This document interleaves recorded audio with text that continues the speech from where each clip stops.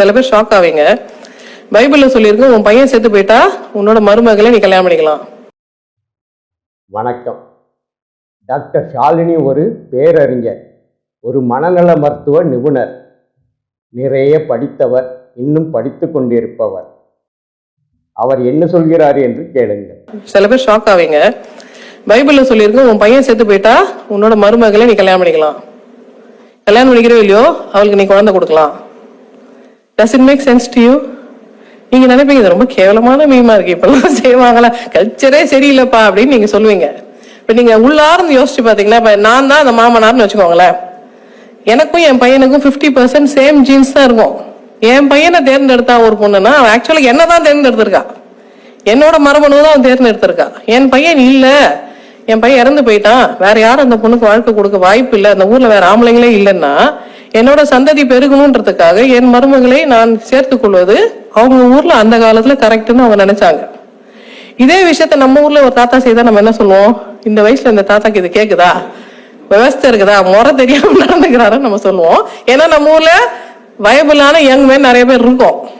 அதனால நம்ம என்ன சொல்லுவோம், எனக்கு சான்ஸ் கொடுக்காம இந்த இருக்கு இந்த வேலை பண்றாரு, நீங்க சும்மா இருங்க நாங்க பாத்துக்கிறோம் நம்ம சொல்றோம். It all depends on the contact, சூழ்நிலையை பொறுத்து தான் நம்ம இந்த முடிவு எடுக்க முடியுமே தவிர மொட்டையா இது கரெக்டுங்க அப்படின்னு நம்ம சொல்ல முடியாது.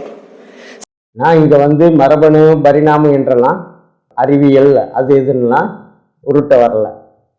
அவர் சொன்ன லாஜிக் படி, அவர் சொல்ற லாஜிக் என்ன, தந்தையுடைய மரபணு பையனுக்கு 50% இருக்கும் அப்படிங்கிற. அதனால தன்னுடைய கணவனுடைய தந்தையுடைய மரபணு 50 விழுக்காடு மகனுக்கு இருக்கும். அதனால தன்னுடைய கணவனை திருமணம் செய்திருப்பதும் கணவனுடைய தந்தையை திருமணம் செய்வதும் ஒண்ணுதான் அப்படிங்கிற. தந்தையுடைய மரபணு 50% மகனுக்கு இருக்கும். அதனால தான் திருமணம் செய்திருக்கிற கணவனுடைய தந்தையை திருமணம் செய்து கொண்டாலும் சரி, தந்தையோடு உறவு கொண்டு குழந்தை பெற்றுக் கொண்டாலும் சரி, இரண்டும் ஒன்றுதான். ஏனென்றால் தந்தையுடைய மரபணு 50% கணவனுக்கும் இருக்கும், அதாவது அவருடைய மகனுக்கும் இருக்கும் அப்படின்னு சொல்றார். இந்த லாஜிக் படியே எடுத்துக்கிறோம். அப்படின்னா கணவனுடைய பிள்ளைக்கு 50% மரபணு இருக்குமா இருக்காதா? அதாவது தன்னுடைய பிள்ளைக்கு, அந்த பெண்ணுடைய பிள்ளைக்கு கணவனுடைய 50% மரபணு இருக்குமா இருக்காதா? அப்ப 50% மரபணு ஒன்னா இருக்குங்கிறதுனால திருமணம் செய்துக்கலாமா? பெற்ற மகனை திருமணம் செய்து கொள்ளலாமா? ஒருத்தரை திருமணம் செய்துக்கிறதுக்கு மரபணம் ஒரு நிபந்தனையா? மரபணு இந்த இடத்துல எந்த நிபந்தனையாகவும் இல்லை. தான் ஒரு நெருங்கிய குடும்பத்து உறுப்பினரை திருமணம் செய்யும் போது மரபணு நெருக்கம் கூடுதலாக இருக்கும்.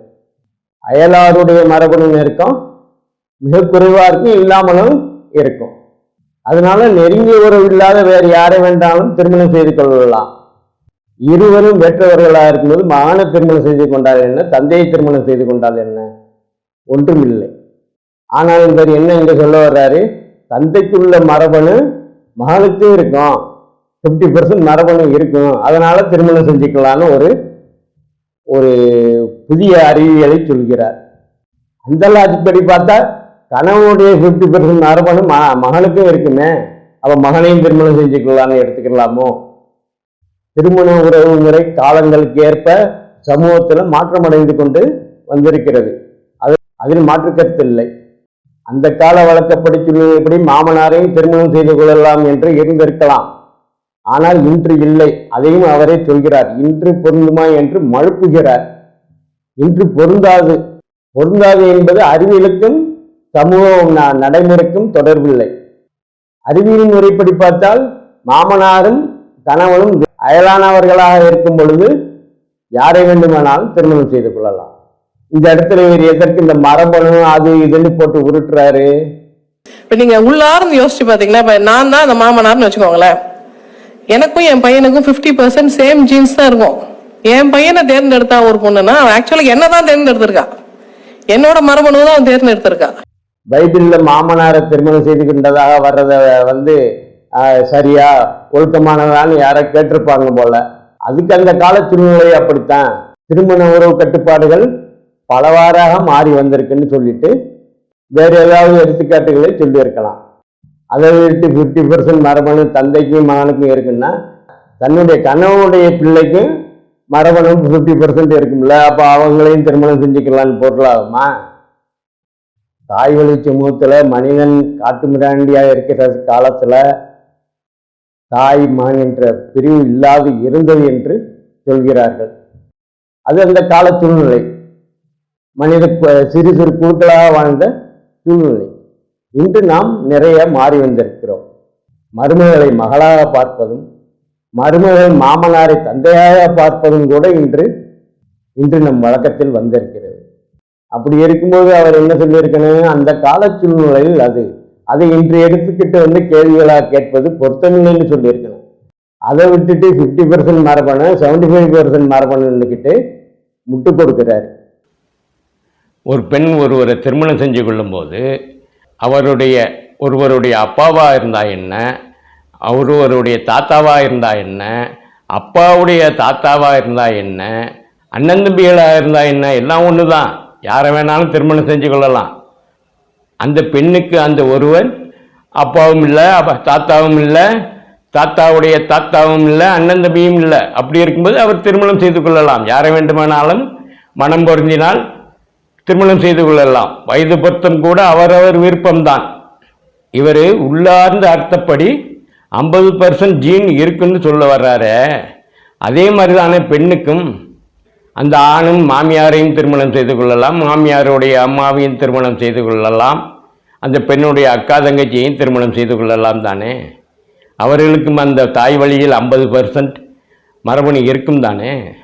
இப்போ நீங்கள் உள்ளார்ந்து யோசிச்சு பார்த்தீங்கன்னா, இப்போ நான் தான் அந்த மாமனார்னு வச்சுக்கோங்களேன், எனக்கும் என் பையனுக்கும் 50% சேம் ஜீன்ஸ் தான் இருக்கும். என் பையனை தேர்ந்தெடுத்தா ஒரு பொண்ணுன்னா அவன் ஆக்சுவலாக என்ன தான் தேர்ந்தெடுத்திருக்கா, என்னோட மரபணு தான் அவன் தேர்ந்தெடுத்திருக்கா. இவர் ஒருவரை திருமணம் செஞ்சிருந்தாலும் அவருடைய அப்பாவை திருமணம் செஞ்சிருந்தாலும் ஒன்று தாங்கிறாரு. அப்போ இன்னொரு கேள்வி வருது, அப்போ ஒருத்தர் திருமணம் செஞ்சுக்கிட்டு அவருடைய அப்பா தாத்தா அண்ணன் தம்பிகளோடையும் உறவு கொள்ளலாமோ? என்ன சொல்ல வர்றார் இவர்? ராமாயண மகாபாரதத்தில் இந்த மாதிரியான உறவுகள் வரும் பொழுது அதை இவர்கள் கேவலப்படுத்தி நக்கலை அடித்து பேசுகிறார்கள். அவர் தங்கச்சி சீதையும் அவங்க கூட வந்தாங்க. அதுல சீதையும் தங்கச்சி ராமனுக்கு சீதை தங்கச்சியை திருமணம் பண்ணிக்கிட்டான். ராமன் சீதைக்கு சித்தப்பா, மவளை கட்டிக்கிட்டான். இப்படி கிண்டல் அடிக்கிறாங்க. அந்த கதைகளின்படி கூட ராமனுக்கு சீதை நெருங்கிய உறவில் வரலை. அது தலையை சுற்றி மூக்கு துற மாதிரி எங்கெங்கேயோ சுற்றி போய் தங்கச்சியாக வரும், இல்லை மகளா வரும் அப்படின்னு 2-3 ராமாயணங்கள்ல அப்படி எழுதியிருக்காங்க. அதை எடுத்துக்கிட்டு இவங்க மேடைக்கு மேடை கலாய்க்கிறாங்க.